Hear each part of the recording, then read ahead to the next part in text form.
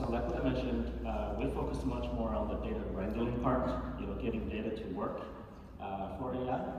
And this is the problem statement. We wanted to build a digital twin solution, not only for real-time predictive maintenance, right? Real-time predictive maintenance, you have the sensors, and use data to predict if something's going to fail in the next few days. Super useful, but that's only part of the digital twin.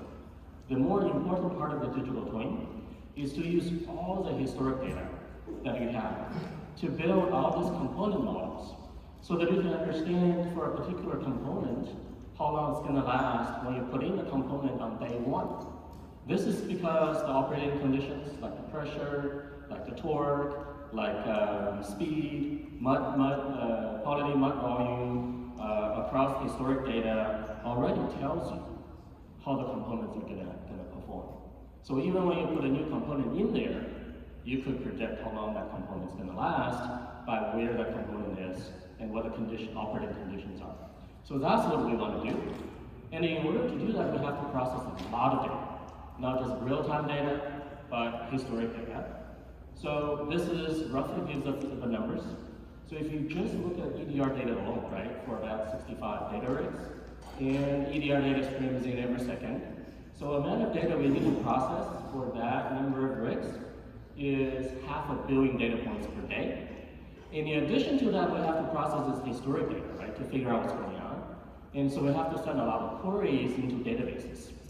So on a single day, 37 million database queries get executed. How do we do this, right? This is a huge amount of data. How do we enable this? So we haven't even gotten to the AI part yet, right? So this is architecture. There's basically two components. One is a visual graphical workflow builder. That workflow builder enables us to build data processing functions graphically. And it's much faster, and also it's better to scale when your data processing function gets very complex. So one of the biggest problems of building in code, whether it's Python or something else, is when your data processing function gets very complex, your code grows very long, right? And now you're scared to make any changes, because any changes could break your whole code base. When you break it down into functional block diagrams, as a lot of us who come from engineering world knows what that does is modularity breaks down the complexity, right? That's number one, so a graphical data workflow software. The number two thing we do is a distributed orchestration architecture. You cannot process that amount of data in a single computer.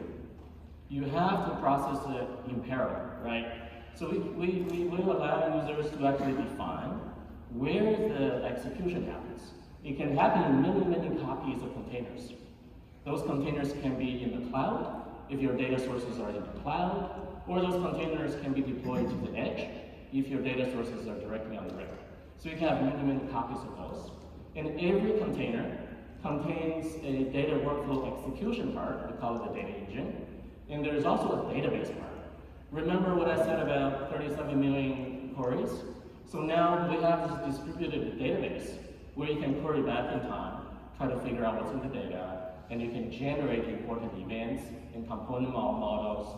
And so basically it's a very distributed architecture of processing this huge amount of data, coming at very high speed. And this is our architecture that enables us to scale to many rigs. Just to show you one picture of the digital twin, and it's a solution that's been deployed to more than 65 rigs today, and it processes that amount of data. And certainly we're not going to talk too much about the digital twin here, but with the 45 second left, what I'm going to say is that it's not just about predictive maintenance. It's about understanding how the components work, why they break in different regions across different conditions. And that understanding, that knowledge, is actually, in my opinion, the most important part of a digital twin solution. So if you have any questions on the data engine or on the digital twin, we're happy to talk to you after the session. Thank you.